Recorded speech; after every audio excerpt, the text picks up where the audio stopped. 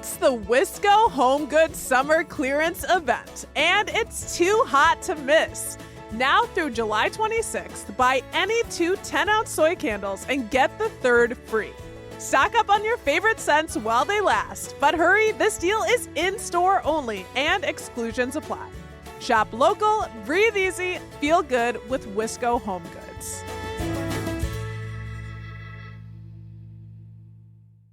Think of the excitement of being a kid on the first day of school. Now imagine what it would feel like if your family couldn't afford to send you with a backpack and school supplies. Help Goodman Community Center give every kid a great start to the school year by supporting their backpack and school supply drive. Visit goodmancenter.org/backpack drive to learn how you can buy supplies and drop them off, order online and ship to Goodman, or simply make a donation and let Goodman do the shopping. Every child matters and every gift helps.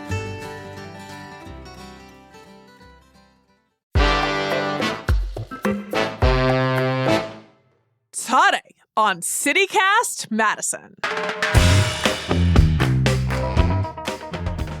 It's Thursday, so of course we're dishing on Madison's food scene.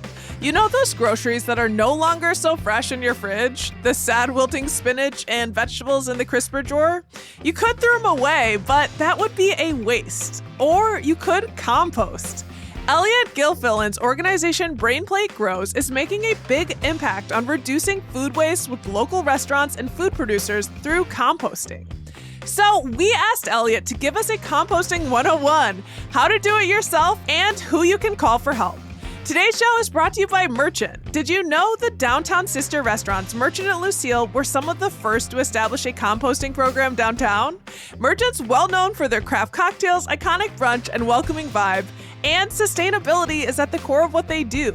Located in the heart of Madison's first settlement district, Merchant has partnered with Community Greenbox Compost and Urban Land Interest to compost over 76,000 pounds over the past 3 years. Talk about impact. So if you're looking for a fantastic casual dinner or an unforgettable night out that also supports our environment, why not head to Merchant?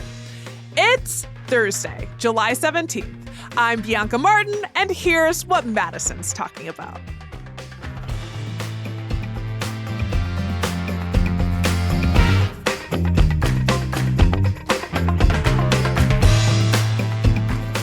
Hi, Elliot. Thank you so much for coming on CityCast Madison. Hi, Bianca.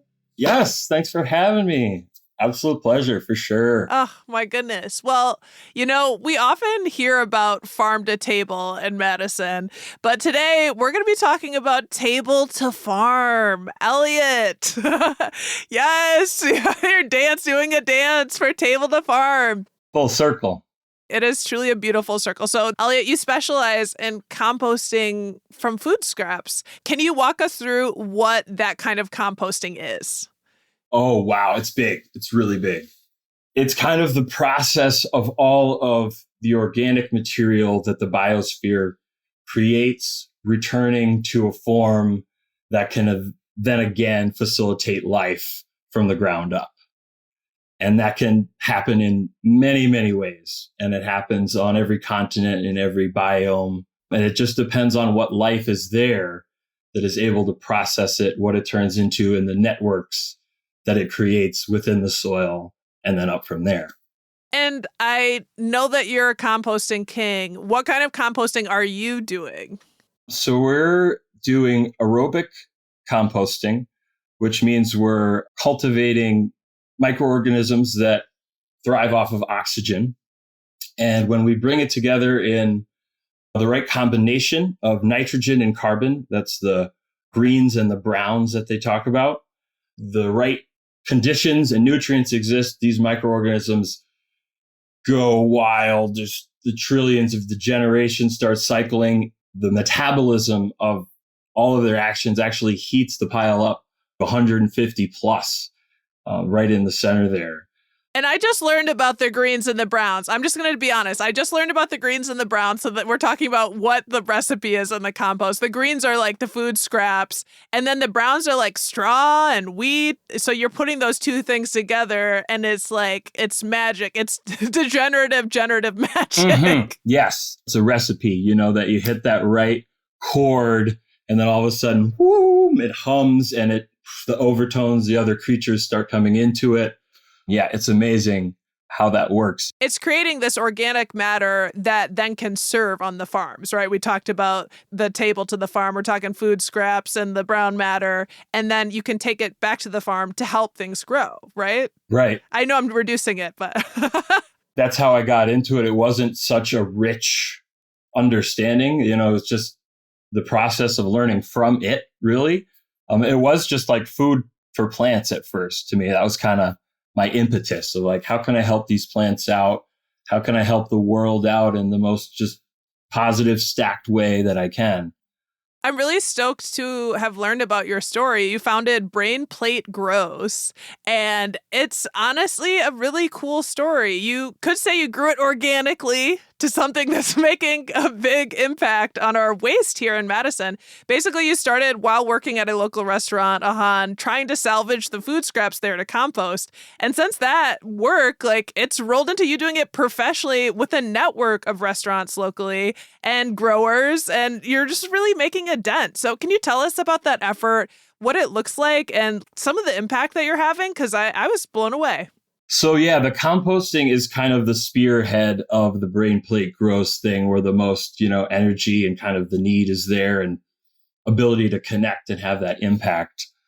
At the beginning of my tenure at Red Pine Co-op, I picked up the house chore of doing compost because I was just getting into that. And then Chucky and Jamie were starting Ahan, and I was working in the prep kitchen there and seeing all the beautiful skins and this and that, and just throw in a bucket there and be like, oh, just throw that in there and there. And eventually my friends in the kitchens there, went to other spots. And, as the kind of excitement about that turning into soil out at the farm and bringing peppers back and making hot sauce in the kitchen, all those light bulbs clicking and, the feeling of that food, has a certain energy when you have that relationship with it the whole way through. So you're basically just seeing food scraps go to waste at first, right? I imagine that's certainly my experience was working in restaurants was oh my God. And sometimes, this is gross, but eating something off of someone's plate because it's how dare you not eat any of this? That's me being gross, but being honest. I just recognize, I had the firsthand experience that you did, seeing, oh my gosh, look at all of this food that we could be composting, but also knowing there's a lot of stats and data about food waste from restaurants and specifically being a huge deal. And it feels like you have stepped into that space of salvaging it. And I don't know if you could talk about the number of restaurants or the restaurants that, have joined in this work that you're doing and sort of the picture of you're doing it at Troy Farm. Yeah. I mean, they were definitely, instrumental in this being what it is today, for sure. They're a key fulcrum to that coming together and it working. But the first restaurant outside of Ahan that we started working with was Jardine, when Juan Umania was the head chef there.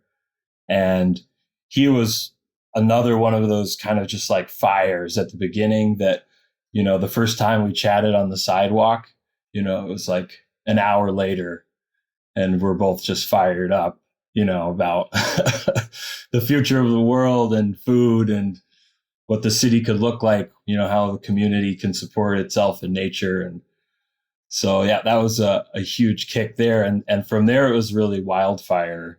And I just had the bug, and I was, I went to my favorite restaurants, was just first things first, if I'm going to come in here, we got to be doing this right now that I know, I can't not see this and just enjoy the food fully. And Jardine has since closed, right? Yeah. It's awesome to see the impact that it's having, and that it was something that grew organically, literally, like you said, like it just caught fire and people are getting excited about what can be done with these food scraps, right? As context, the county has said that there is only about 5 years worth of space left in the landfill. So these food scraps and materials you're getting, you're keeping them from going into the landfill, which in the landfill, they can't do these natural processes that you're doing when you're composting. They actually create methane, which contributes to climate change and bad things. So there's a lot of positive things happening from the work that you're doing. I do want to ask you sort of broad sweeps, like someone at home, let's say me, I want to start composting, just me, in my home. Where should I start? So if it was just you and you didn't have anyone around you within blocks radius and, you had to do it yourself, if you have a backyard or not, that kind of changes the thing. I've got one. You got a backyard? So let's start there. Okay, yes. Great. Hypothetical me and real me. Yeah. So I would, as the first step, do you have people that live around you? Yes. Do have neighbors. So first I would meet like maybe 5 or 6 people around you, get to know them, see if they're composting or not, and then get your bin set up in the backyard, those classic little black bins, do the trick 3x3, 4x4, and then collect up your carbon, your leaves, and you have dried stuff around, just kind of make a pile by the compost bin, so you have your browns ready to go there. And then have a day, maybe every other week, that you say, hey, let's meet up with the neighbors. You can put all the stuff together, chop it up, process it, mix it in with the brown. And then you've got enough material in there that you stand a chance at there being enough of a critical mass for the microbes to heat it up and process it. If it's just, a small pile from a single person, as long as you mix it in there with the browns, it's not going to get nasty. And if you chop it up, that helps deter other creatures from seeing it as food, mixing it in, just if you looked in there and saw an apple, you'd be like, oh, that's an apple. But if you saw like a hash with straw in it and wood chips, you'd be like, yeah, maybe not. So then the microbes claim it. Chop it up, and then is there any like mixing that you do, or you just let it do its do its thing? We were doing lasagna for a while there. Lasagna is cool. You do like an inch or 2 layer of the browns and then the greens. But the mixing, I feel, is the most consistent, best way to do it. It's making it less edible for the other creatures too, which I think is one of the big things. Yeah. And getting a good mix. And if it's really wet stuff, putting more brown stuff in. The cake recipe holds up because you want the batter to be moist and kind of gooey if you smush it, but not dripping wet, just enough that everything is saturated lightly. Okay. So this is good. So we've got our recipe, the greens, the nitrogen-filled food scraps, right? You're talking veggies. Are we talking meat, or are we skipping meat? It kind of all comes back to, in like the urban setting, like talking about composting, right? It's all about making it not nasty, not attracting possums, rats, trouble, raccoons, and all that, bears, wolves, and meat, even if you just got a little tiny piece of skin on there, like the olfactory senses of these creatures are honed. And when it's like cooked meat and sugar and salt, they're like from miles away, they're like, and they're going to chew through it. And, you want to avoid that. Okay, so maybe think twice. So be careful even with a little bit. I think I'm glad that I asked. So we've got greens, the nitrogen-filled food scraps, and browns, carbon-rich materials like wheat, straw, leaves, the leaves in your yard. Coffee actually is a green. So that's a nitrogen source. Just wanted to make sure that is clear for the world. Very good point. Because coffee is another one that a lot of us out here who have to add to the compost. Just because it's brown doesn't mean right. that usually, it is carbon rich. Yes, rule of thumb, but not every thumb. So that mixture, and if you get a critical mass, it's going to heat up, which is exciting. And critical mass, find your neighbors. I love how community oriented this is. I also heard something about worms in researching. What's their role? The wigglers are amazing. Yeah, they aerate the pile as they eat through it. They decompose it, making it more nutrient available. And then also their own gut biome itself is a rich depository of microbial goodness. So they're inoculating the soil as they go along too. And you can actually vermicompost in your house in like a stacked bucket scenario. And it's really easy. And that's actually a really good way to do it if, you're in an apartment, just a person or two, and not putting out a whole lot of organic materials.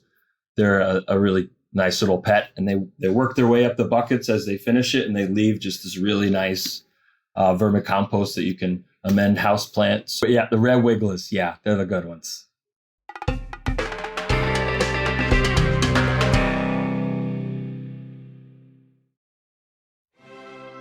On July 19th, experience a night of wonderful music under the stars. Join Madison Opera for Opera in the Park, a free concert in beautiful Garner Park. A Madison summer tradition, Opera in the Park draws thousands of people to enjoy a concert of excerpts from opera and Broadway. Opera in the Park 2025 takes place at 8 p.m. on Saturday, July 19th. The rain date is Sunday, July 20th. The concert features music by Mozart, Bizet, Puccini, Beethoven, and more, performed by Renee Richardson, Emily Tragle, Andrew Bidlack, Benjamin Taylor, the Madison Opera Chorus, and the Madison Symphony Orchestra, conducted by John DeMaine.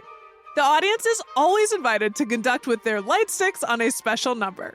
So pack your picnic, gather your friends, and join Madison Opera in Garner Park on July 19th to celebrate the power of connection through music. Learn more at madisonopera.org. I'm always looking for ways to show my cat how much I love her. And with Fancy Feast gems, I can pamper her whenever I want with a savory gravy on top of a gourmet mousse pâté. The pyramid shape makes serving simple, so all I have to do is peel and plate to make mealtime feel extra fancy. And with 2 entrees in every pack, it's easy to turn every day into the extraordinary. Fancy Feast gems. Is there anything that you get particularly excited about when it ends up in the compost pile? Like, I like eggshells. I don't know why that's exciting to me. I'm like, yes, I get to do something with these. And I know they're fragile and they're going to feed stuff. What about you? Do you have a thing? Eggshells used to be one of my favorites, but now when you get like a bucket full of them that have been sitting for a week, like that's a particularly interesting smelling thing. Olfactory. Yeah, olfactory. Yeah, something again. about Yes. rotten eggs. I don't know, man. Like, I've heard of it, rotten eggs. Yeah. Stinky. A nice like head of cabbage. We were at Gorman Farm the other day. We're partnering with the Gorman Community Farm at Fitchburg, and there were a nice couple moldy heads of cabbage, but were like still really intact and like the whole thing. And so I kicked one of those around like a soccer ball for a while and kind of busted it up. And that was really satisfying. But yeah, the colors, I mean, the textures, it really is. Every time we open them all up, it's a cornucopia of sensation. Are you talking about like the purple cabbage? Yeah. Yeah, honestly, it's some of the most beautiful natural art ever. Anytime. It's just like, whoa.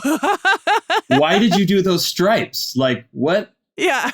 Are you just showing off? Like, that's insane. I think it is a little bit of like peacocking. Yeah. I do think that every time that I cut into a cabbage. So, and then you get multiple uses out of it by kicking it around and breaking it down. You know, you get exercise and play, all of the fun stuff. You talked about, bringing some compost to the Fitchburg farm. It sounds like that is a big part of the work that you're doing is community based and like trades and helping out different farms and them helping you. Like what's the picture of that and the trades and the community-based nature of what you're doing? Yeah, I'm so excited about it. That's really where the ball is rolling and the moss is really accumulating. But yeah, the Gorman Farm is a community farm, and they have apartments throughout the city. And so they grow this produce out there, and for their low income apartments in town, they give the produce away for free. When we heard that was what they were doing, we're like, okay, that's an easy sell. That's who we want to be working with. That's right on. And they're going to open up some space out there for us to do some growing next season as a part of that barter system. We're going to do some barley and working on some remediation projects for the algae and creating floating islands that material is going to be, just priceless to be able to grow, exactly what we need out there. And the vision is really to bring that kind of system, fully into the urban landscape of Madison on the Isthmus too, and help these community gardens to be places not just for people that, have the extra time, but for everyone to come together and work together towards, growing food, rescuing the scraps, building the biodiversity and the soil in their local communities. So we've been working with Reynolds Community Garden on East Mifflin, right there downtown. It's such a cool pocket garden there. And somebody had been doing compost in the back, like maybe 8 years ago, that was a UW student, was super into it, but they were just kind of like in a flurry back there by themselves. And people were like, oh yeah, they're doing something. And then they left and there were like 8 compost bins that have just been sitting there. So yeah, I met up with the garden crew over there and we cleaned it up and set up the space and kind of talked about the process. And then we had a pile build party last month where we brought some buckets from the Northside Farmers Market, where we're picking up compost now. And we chopped it up with their garden crew there and had a nice little picnic party and then, set them up where they have a spot for people in the community and in that garden to drop off their scraps. And there's some little instructional signs like throw in some browns when you do it, stir it up a little bit. You're really getting all across the city. Yeah, it's I don't know, trying to make the whole big picture work is, something that takes the whole city and everywhere that is connected to ultimately, and the water system is like a great example of that, as it moves down through, it's the same water, it's the same nutrients that we're cycling in the system. So the more that can all be like strongly connected, it feels like that's the resilience in the community and in food systems as nature.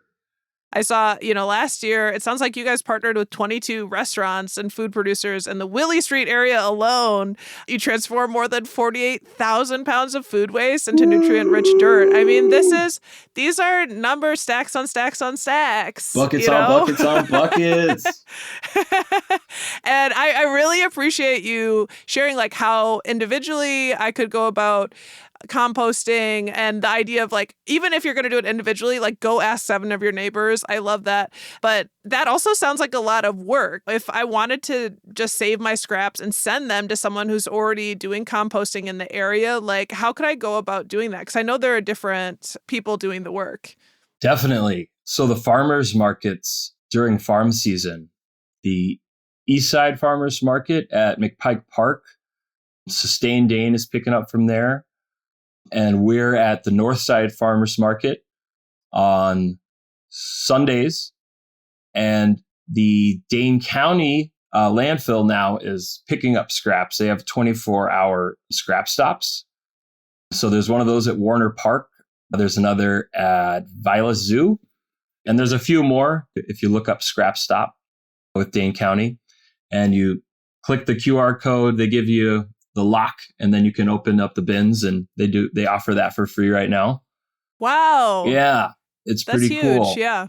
So there's those free options out there. Our buddies Ben and Asai and the crew at Greenbox have a pickup program that they're running. It's a subscription, and they'll come and pick up the buckets from your residents every 2 weeks, I believe. And yeah, we're working on a compost Olympics / kitchen appreciation party out at Troy. We're going to invite all the restaurants out and have a bunch of goofy, fun games and make some pizza. Get everybody out there. Yeah, get everyone to the party. And I feel like that's your vibe, and I'm so here for it. Just to see how your work has grown is really exciting. Elliot, before we let you go, is there anything that we haven't covered today that you feel like we should know about composting? That was a big yes. I'll give a little kind of insight into the impetus of like the thing that pushed me into it was really being so distraught with the military industrial complex and banging my head directly against that wall and thinking that I could outsmart it or overpower it or convince it logically or emotionally or spiritually to change its ways. I was just kind of in a moment of complete faltering and calling out to the universe of like, what the heck am I supposed to do about all this? This is just like, how do I deal with all of this? And then this plant just kind of like swayed over to me, and this energy, this connection, and this download of like, if you get to know me, get to know this life, this source, this vibration, and understand how, as a plant, I'm perceiving you, then you will be able to perceive how this is all connected and what you're supposed to do. You had a messenger. Yeah. There's a feeling like, oh, I can't do anything about the F-35s flying over our heads. Yeah. But you can turn 48,000 pounds of scraps into compost and put your hands in the dirt. Oh, yeah. And there's more microbes in there than dollars they're burning. So. Well, I love how connected you are with the plant world and how you're connecting others to it, including me, and learning more. Elliot, we really appreciate you coming on and telling us about the world of composting and what it looks like in Madison, how we can do it, and where we can go if we want to be a part of other folks who are making it happen. Elliot, thank you so much for joining us. Thank you so much, Bianca. It's been a pleasure. Such an awesome time. Thank you so much. That was Elliot Gilfillan, founder of Brainplate Grows, talking about how to compost in Madison. If you want to learn more about his work, head to our show notes for a link.